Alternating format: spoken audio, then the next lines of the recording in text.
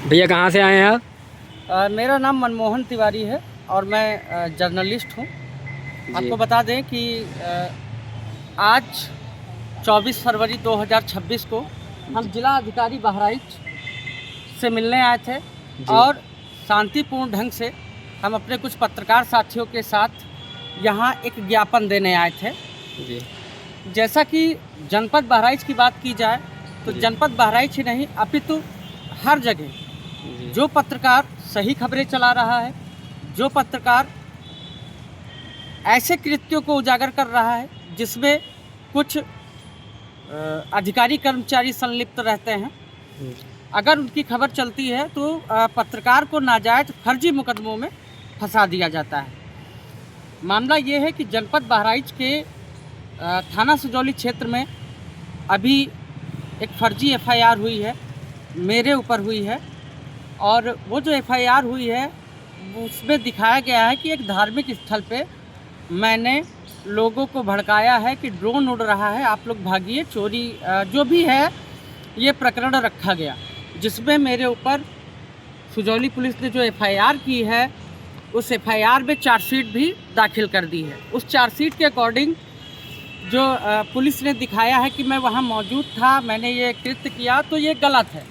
मेरे पास डिजिटल साक्ष्य हैं, मेरे पास अन्य कई लोग जिनके साथ में मौजूद था उन लोगों का भी बयान मेरे पास अंकित है कि मैं वहाँ नहीं था, ना ही मैं उस जगह पर मौजूद था, ना ही जिन लोगों ने गवाही के रूप में जिन लोगों को रखा गया है उसमें कुछ पुलिसकर्मी हैं। मेरे ऊपर एफआईआर करने वाले मार्कंडेय मिश्रा एसआई हैं जो कि कारीकोट के हल्का इंचार्ज हैं।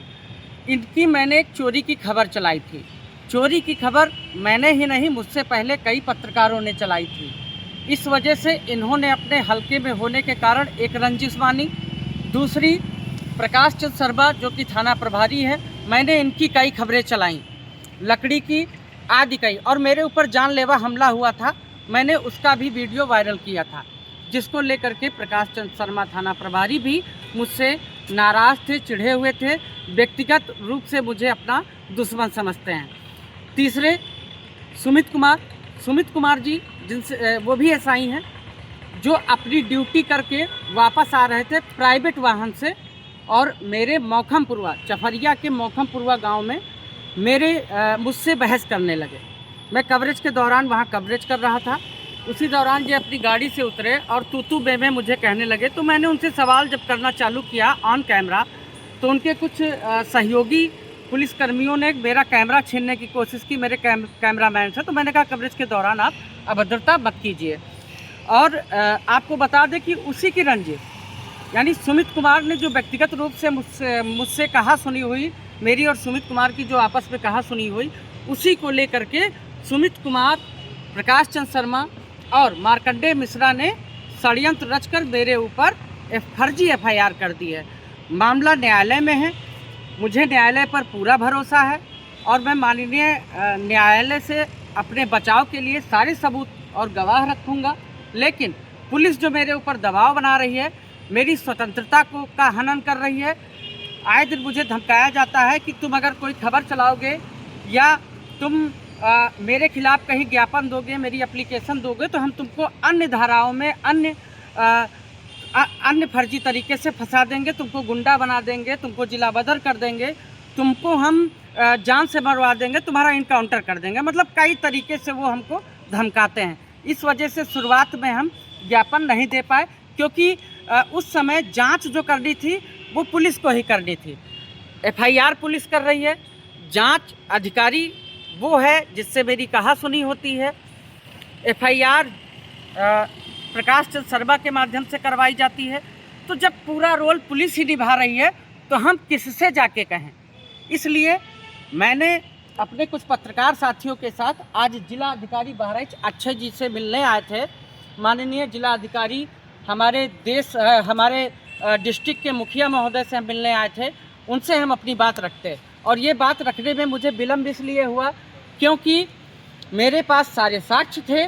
मैं इनको माननीय न्यायालय के समक्ष ये दिखा सकता हूँ कि हाँ, इन्होंने जो एफआईआर की है वो फर्जी की है। इस वजह से मैं चुप रहा। परंतु अब जब इनको पता है कि मेरे पास सारे साक्ष्य हैं तो मुझ पर दबाव बना रहे हैं, मुझे फर्जी मुकदमों में फंसाने की धमकी दे रहे हैं। हो सकता है ये मेरा मर्डर भी करवा दें, हो सकता है, क्योंकि इनका जो माइंड है, इनका जो माइंड सेटअप हो गया है, क्योंकि इसमें एक नहीं 3 लोगों की बात है, तीनों लोगों की बात है। ये तीनों लोग चाहते हैं कि मैं क्षेत्र में अच्छे से ईमानदारी से काम ना कर पाऊँ।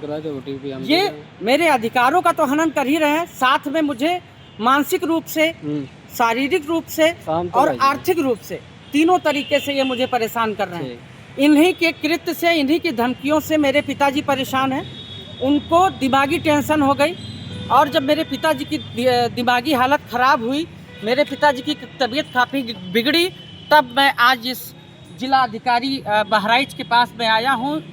महोदय मुझे मिले नहीं हैं, फिर मैं आऊँगा।